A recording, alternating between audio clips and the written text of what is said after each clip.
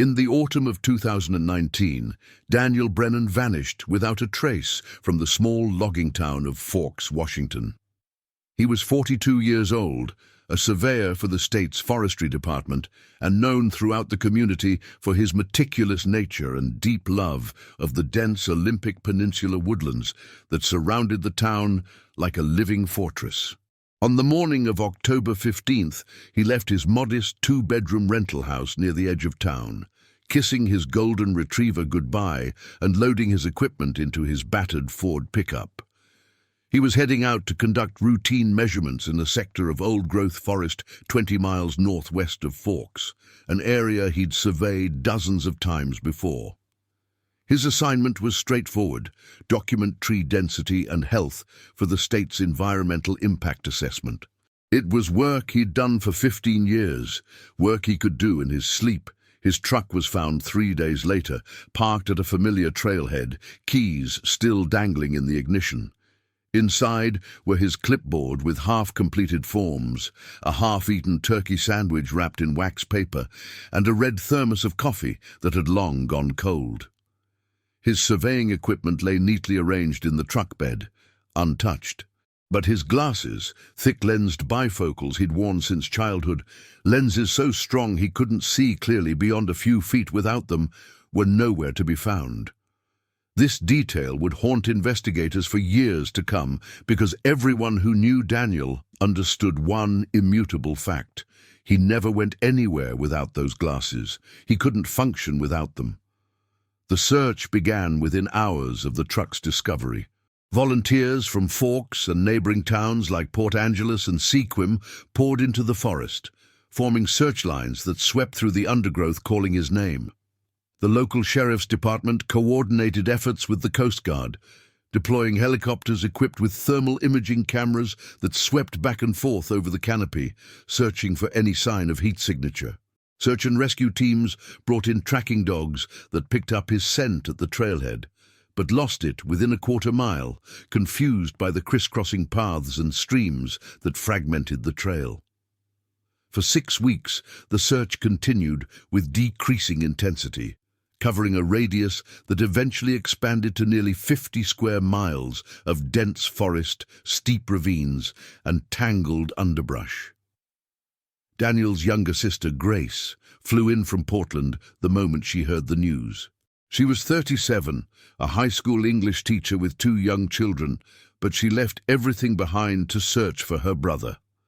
She stayed in a cramped motel room in Forks for 4 months, coordinating with authorities during the day and posting flyers throughout the region at night. She set up a Facebook page that garnered thousands of followers, shared his photograph on every missing persons database she could find, and gave tearful interviews to local news stations begging for information. Daniel had raised her after their parents died in a car accident when she was 16.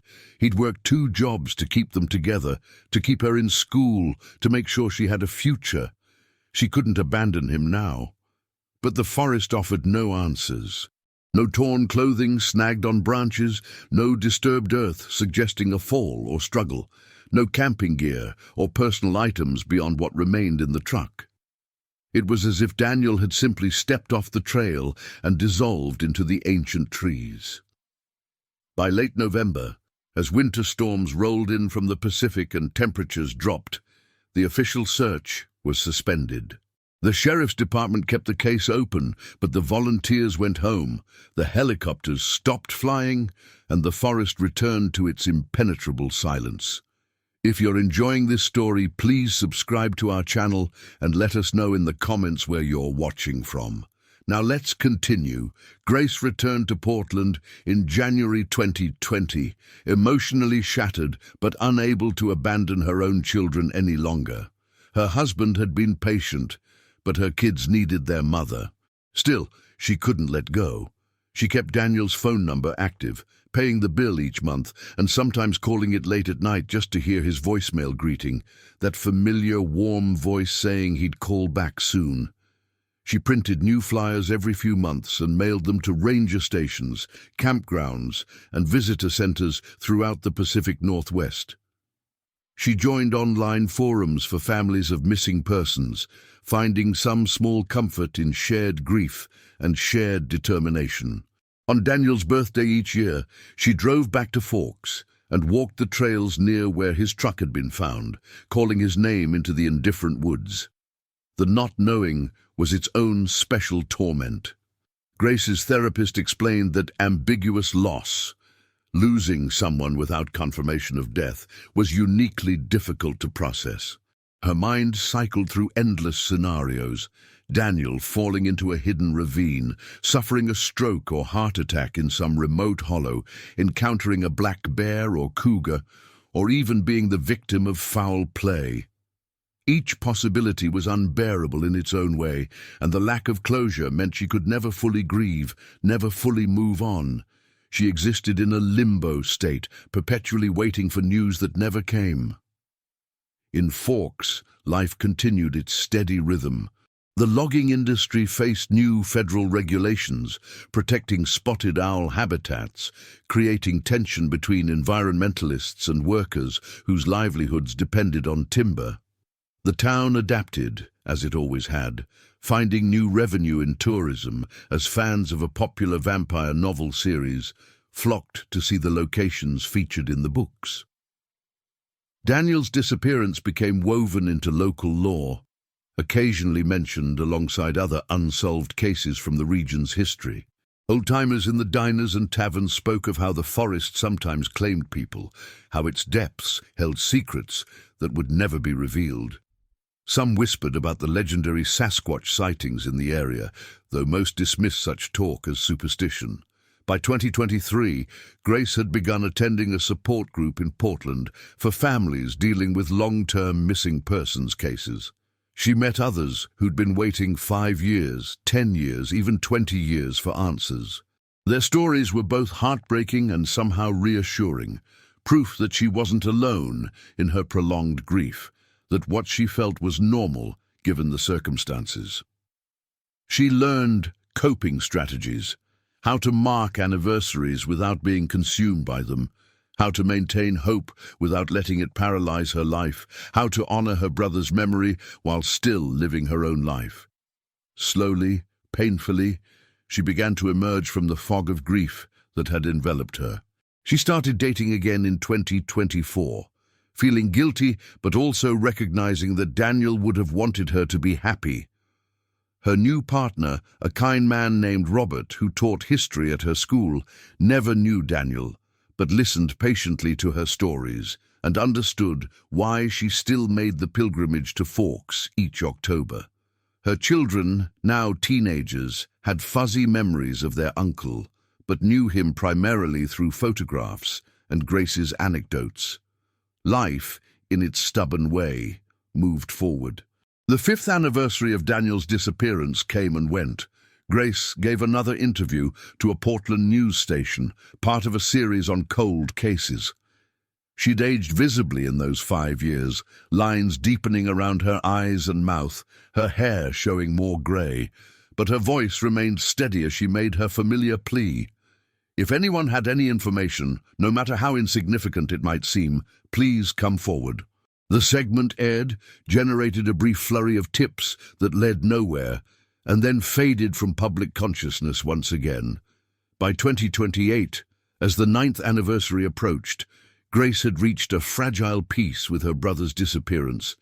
She'd never have closure, she understood that now, but she could carry the loss without being destroyed by it. She'd created a small memorial garden in her backyard, planting Douglas firs and western red cedars, trees Daniel had loved, and placing a bench there where she could sit and feel close to him. She'd written him letters she never sent, filling notebooks with all the things she wished she could tell him about her life, her kids, the world he was missing. It wasn't acceptance exactly, but it was something like survival. Then on October 3rd, 2028, a group of 4 college students from the University of Washington decided to explore an unmarked trail near Lake Crescent, about 30 miles from where Daniel had disappeared. They were environmental science majors working on a research project about old-growth ecosystems, drawn to remote areas that saw little human traffic. The trail was barely visible, overgrown with sword ferns and salal, the kind of place that required constant attention to avoid losing the path entirely. They'd been hiking for 3 hours, taking soil samples and photographing unusual fungi, when they emerged into a small clearing where the afternoon sun broke through the dense canopy. That's when they saw him. A figure emerged from a particularly thick stand of cedar and hemlock on the far side of the clearing, moving slowly but with clear purpose. At first, they thought it might be another hiker, but as he came closer, they realized something was wrong. The man was gaunt to the point of emaciation, his clothes hanging in tatters from his frame, what appeared to be the remnants of jeans and a flannel shirt, both so stained and worn they were barely recognizable as clothing.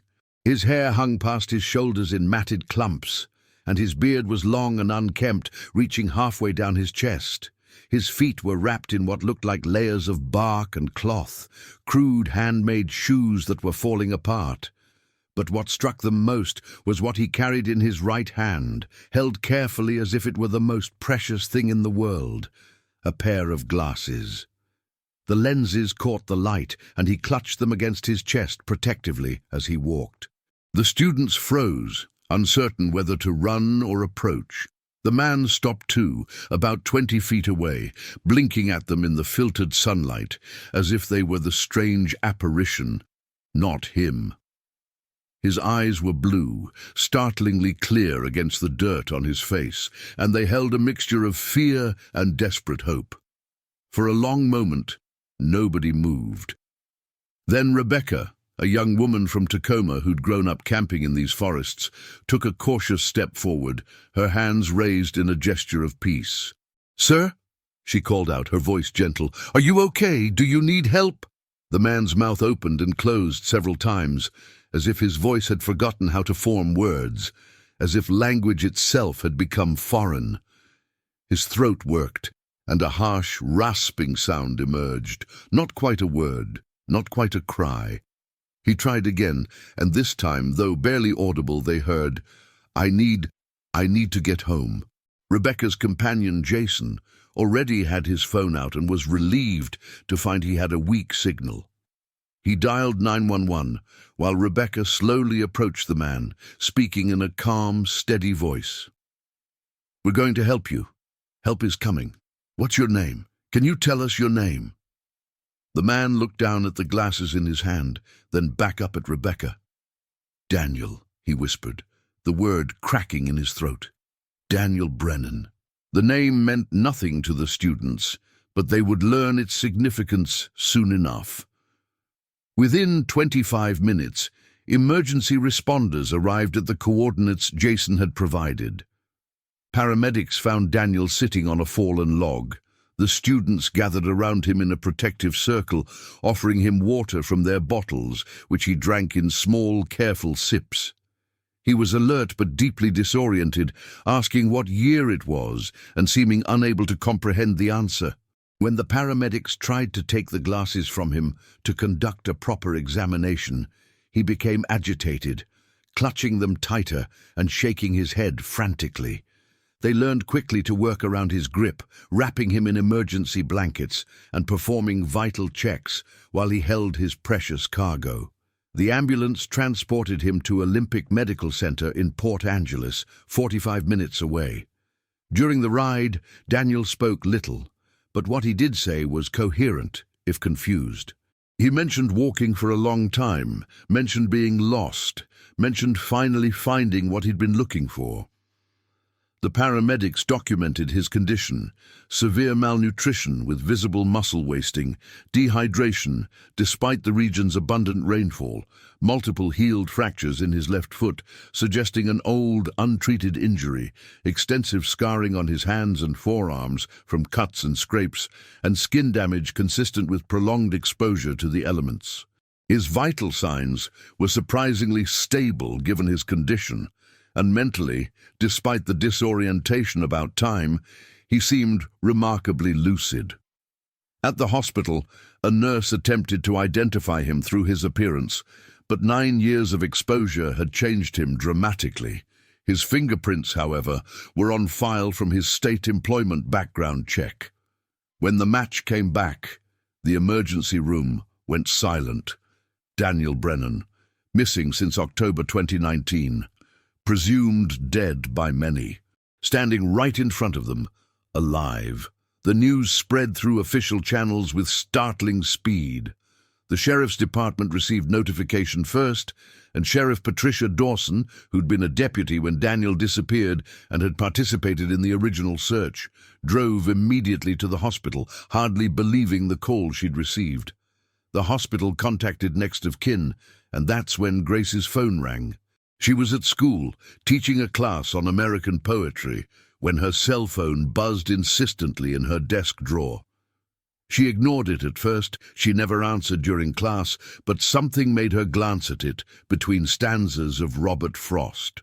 She saw the area code, 360, Washington, Olympic Peninsula. Her heart stopped.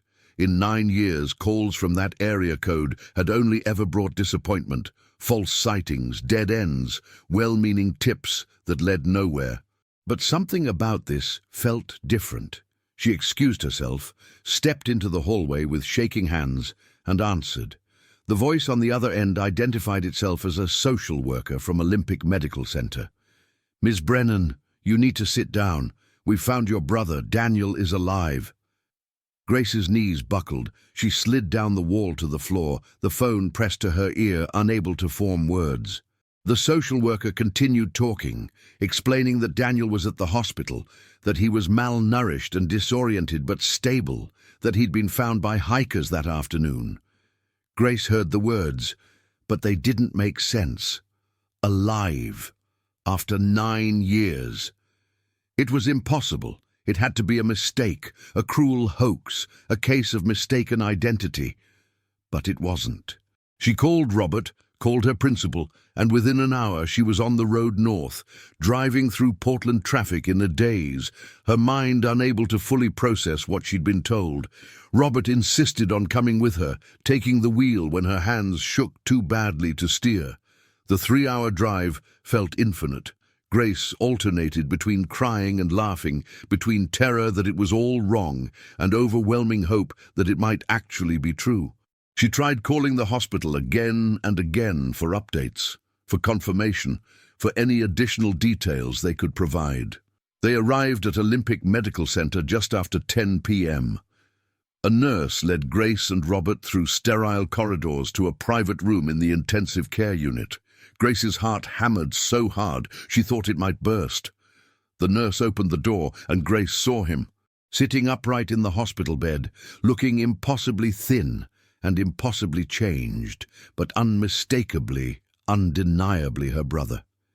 He was staring down at a pair of scratched glasses resting in his lap, turning them over gently as if studying an ancient artifact. He looked up when they entered. For a moment, one eternal suspended moment, neither of them moved. Then recognition flooded Daniel's face, and it crumpled. Tears spilled down his cheeks, cutting tracks through the remaining dirt the hospital staff hadn't yet cleaned away.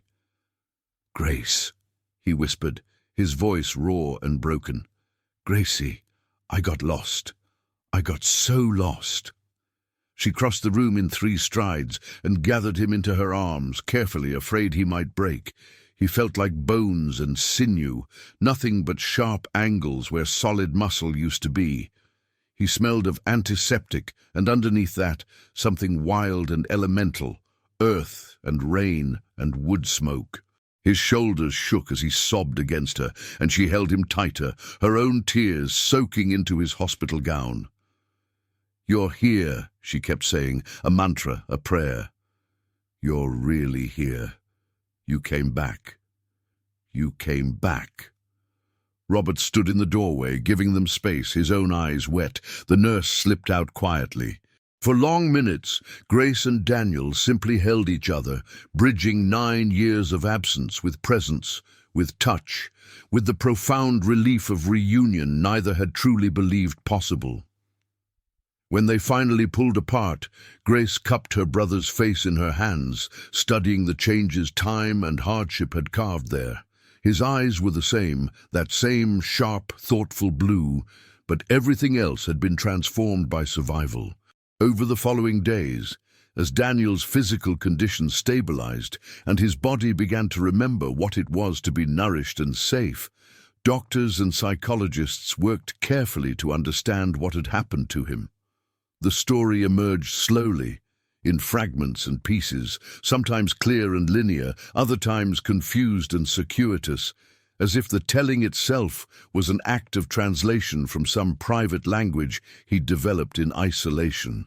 Grace sat with him through every interview, holding his hand, anchoring him to the present when his mind threatened to drift back into the wilderness.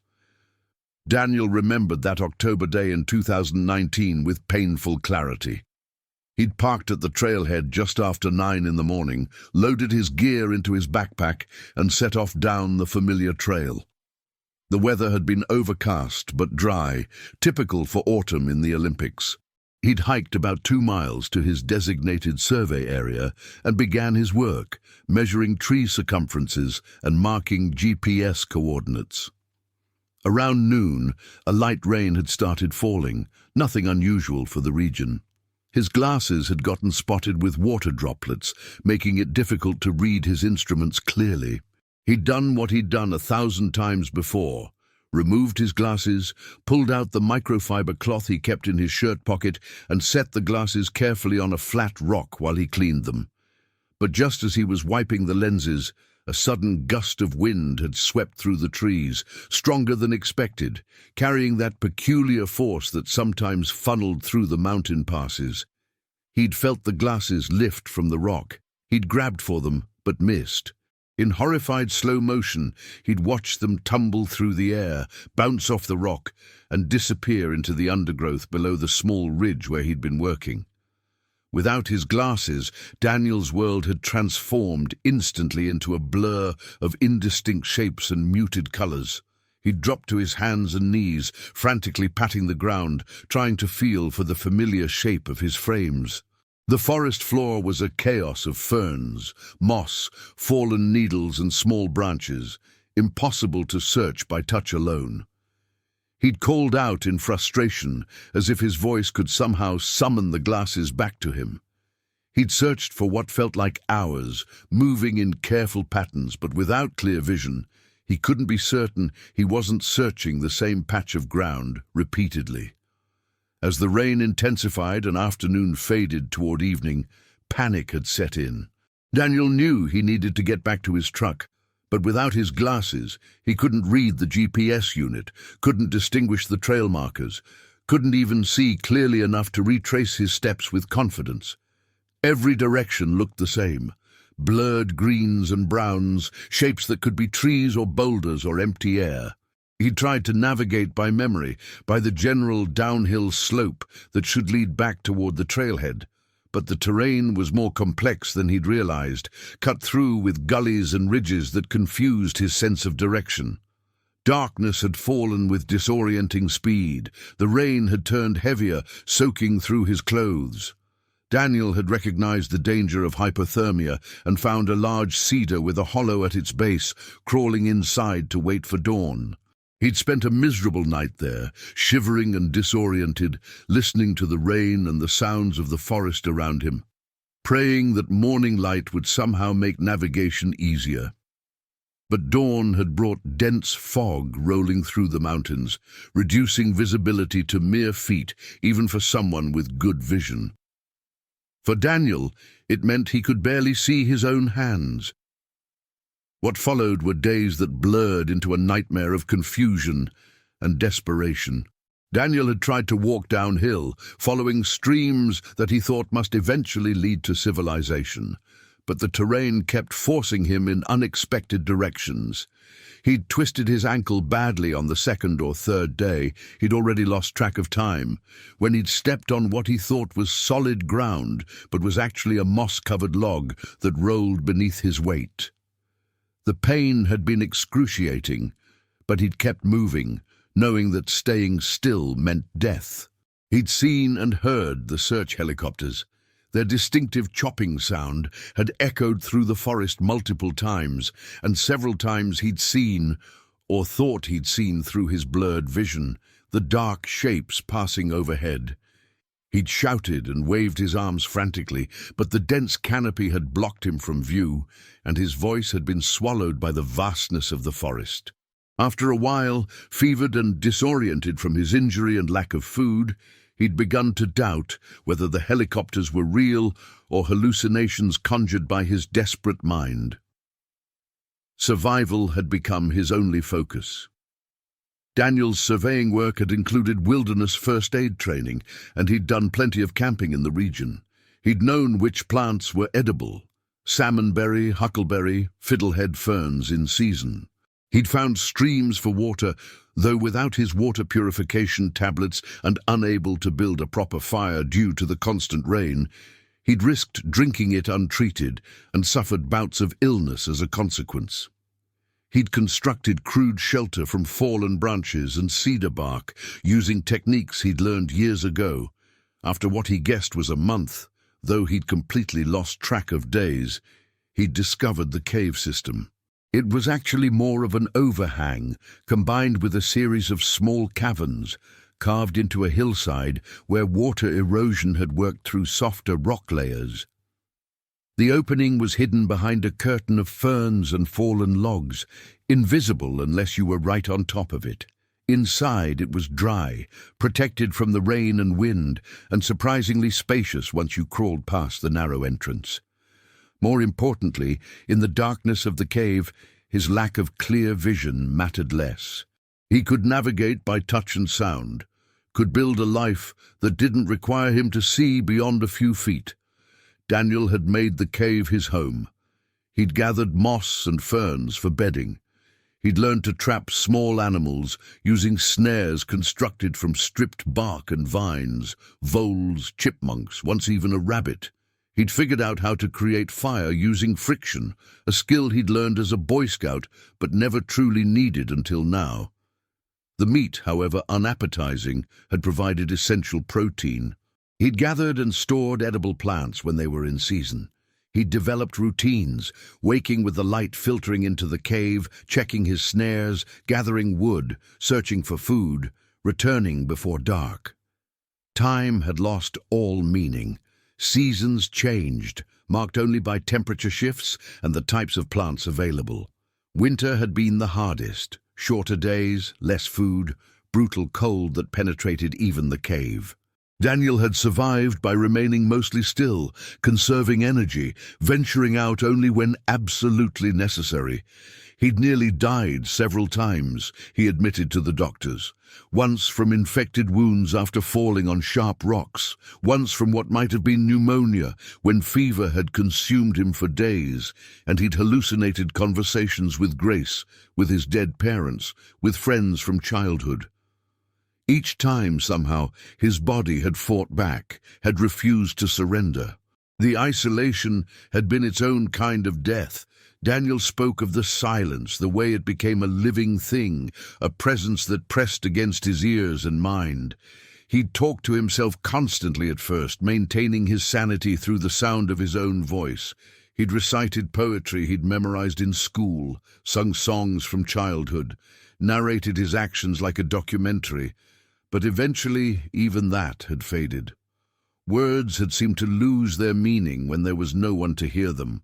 He'd existed in a state that was barely conscious thought, more like animal instinct: eat, sleep, survive, repeat. Years passed. Daniel couldn't say how many. 2, 5. Time had become meaningless, just cycles of light and dark, cold and less cold, hunger and occasional satiation. He'd stopped thinking about rescue. The world beyond the forest had become abstract, something that might have existed once but wasn't real anymore. The cave was real. The stream 100 yards away was real. The particular cedar tree that had good bark for cordage was real. Everything else was memory or dream. Then, approximately 6 months ago, though Daniel couldn't be certain of the timeline, something extraordinary had happened. He'd been exploring a section of the cave system he didn't usually venture into, following the sound of dripping water that suggested a spring or underground stream. The cave narrowed into a passage he'd never noticed before, and as he'd crawled through on his belly, his hand had touched something that didn't belong. Something smooth and manufactured and impossibly familiar. His glasses. They'd fallen through a crack in the cave floor from an upper chamber, the same chamber where he'd been sheltering during his first weeks in the cave system, before finding the lower, more spacious areas. The crack must have been hidden beneath the moss and debris he'd used for bedding. His glasses had slipped through and landed in the lower passage, waiting for him to find them. When Daniel's fingers closed around the frames, he'd gasped, the first sound of genuine emotion he'd made in years. His hands had shaken as he'd carefully positioned them on his face, and the world had snapped into focus with such sudden clarity that he'd wept. After years of blur and shadow, he could suddenly see details, the texture of the rock walls, the individual drops of water forming on the ceiling, his own hands, scarred and dirty, but clearly visible. It was like being reborn, like waking from a dream that had lasted lifetimes. With vision restored, Daniel's understanding of his situation had changed dramatically. He'd been able to see how far he'd wandered from the trail system, how the complex geography of ridges and valleys had created a kind of natural maze. He'd recognized that he was probably 15 or 20 miles from the nearest road, deep in a remote section of the forest that saw little human traffic. But for the first time in years, he'd also understood that escape was possible. He could see where he was going. He could navigate. The decision to leave hadn't been immediate. The cave had become home, and the known danger of staying had competed with the unknown dangers of attempting escape. Daniel had been weak from years of marginal nutrition, and winter was approaching again. But the glasses had reignited something in him: hope, purpose, the memory of a life beyond survival. He'd begun preparing, gathering supplies, building up his strength, watching weather patterns. He'd left the cave in early spring, when the snow had melted and plants were beginning to grow again.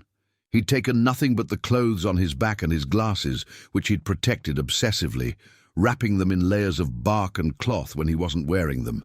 His strategy had been simple: follow water downhill. Streams led to rivers, rivers led to civilization. It was slow going.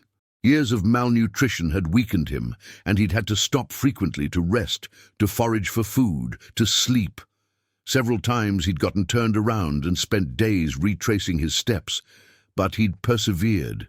The glasses had been his compass, his connection to the person he'd been before, his reminder that somewhere beyond these trees was a world with roads and houses and people who might remember him.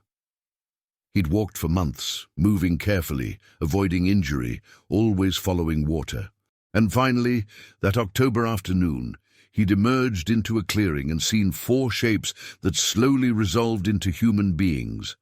The first people he'd seen in 9 years.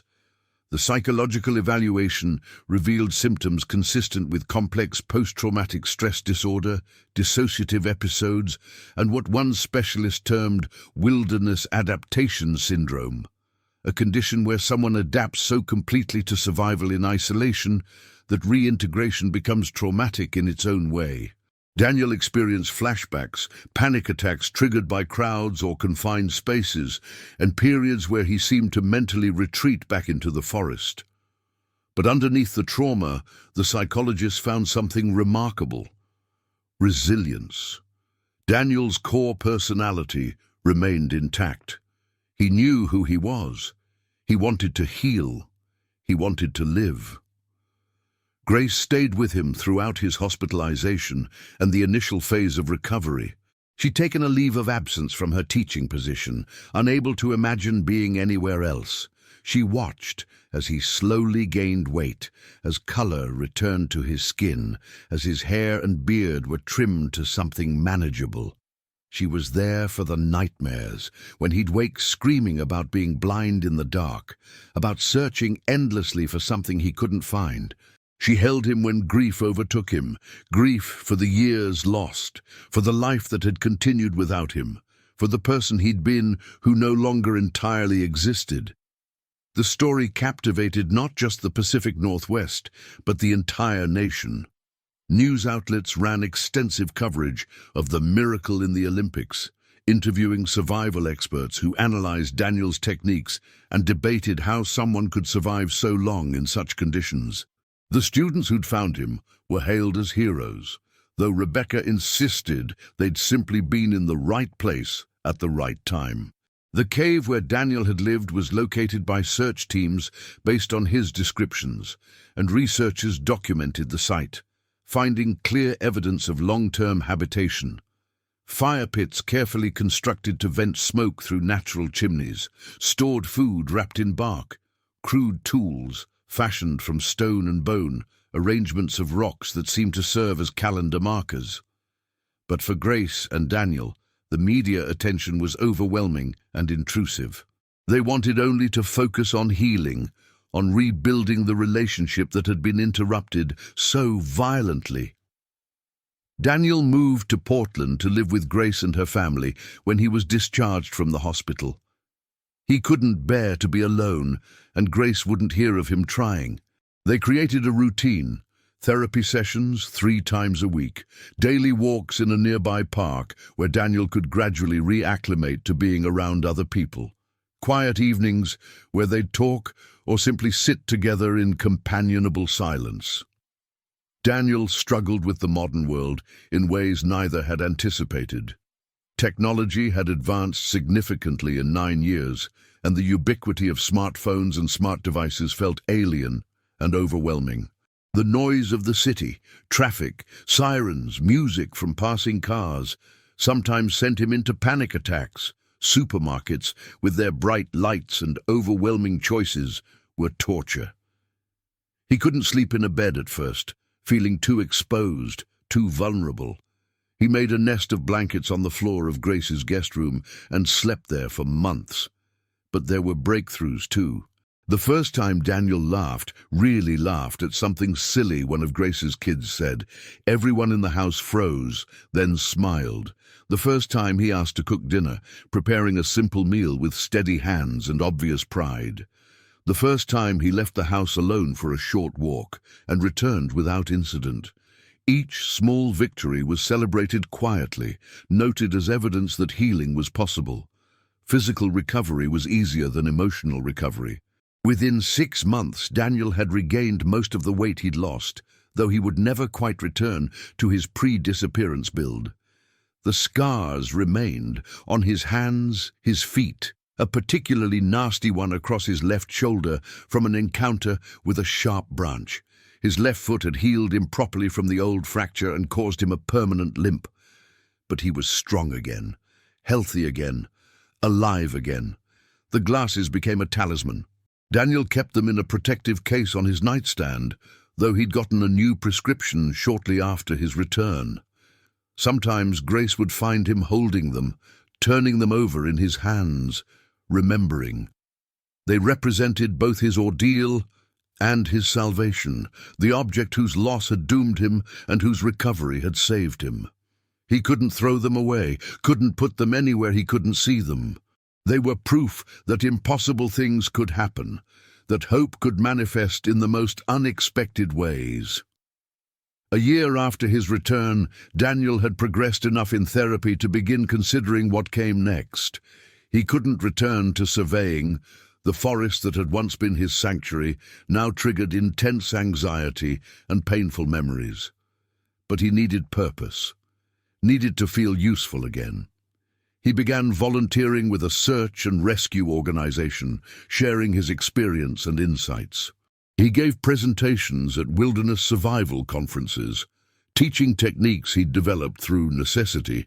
He connected with other long-term survival story survivors, a tiny community of people who understood what it meant to have lost years to circumstances beyond their control. He also began speaking at support groups for families of missing persons, offering something precious: hope. His presence was proof that sometimes people came back, that the unthinkable could happen, that waiting and believing weren't futile acts. Grace often joined him at these events, speaking from the other side of the experience, what it meant to lose someone, to grieve without closure, to somehow continue living in the shadow of absence. The investigation into why the original search had failed to find Daniel became a case study in search and rescue protocols.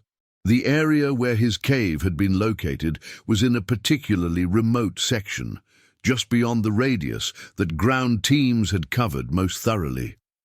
Helicopter thermal imaging had passed over it multiple times, but the thick canopy and the insulating properties of the cave had prevented detection. The terrain was difficult enough that it had been deprioritized in favor of more accessible areas where Daniel was thought more likely to have gone. It wasn't negligence exactly, but a combination of limited resources, difficult geography, and assumptions that turned out to be wrong. The case led to changes in search protocols and increased funding for extended searches in the Pacific Northwest. On the second anniversary of his return, Daniel felt ready to face the place where it had all begun. Grace was skeptical. She worried it would trigger a setback. But Daniel was insistent. He needed to close that circle, needed to stand in that place with clear vision and conscious intention. They organized a small ceremony, inviting some of the original search volunteers, the students who'd found him, representatives from the sheriff's department, and members of the search and rescue community. They gathered at the trailhead where Daniel's truck had been found 9 years and 2 years earlier. It was a bright October day, the kind Daniel remembered from before, when the forest had been a place of beauty rather than terror. Standing there with Grace beside him and a supportive community around him, Daniel felt the weight of those years settle more comfortably on his shoulders. The past couldn't be changed, but it no longer defined him completely. He'd prepared a short speech but found he couldn't deliver it. Instead, he simply said, "Thank you. Thank you for looking for me. Thank you for not forgetting. Thank you for being here now."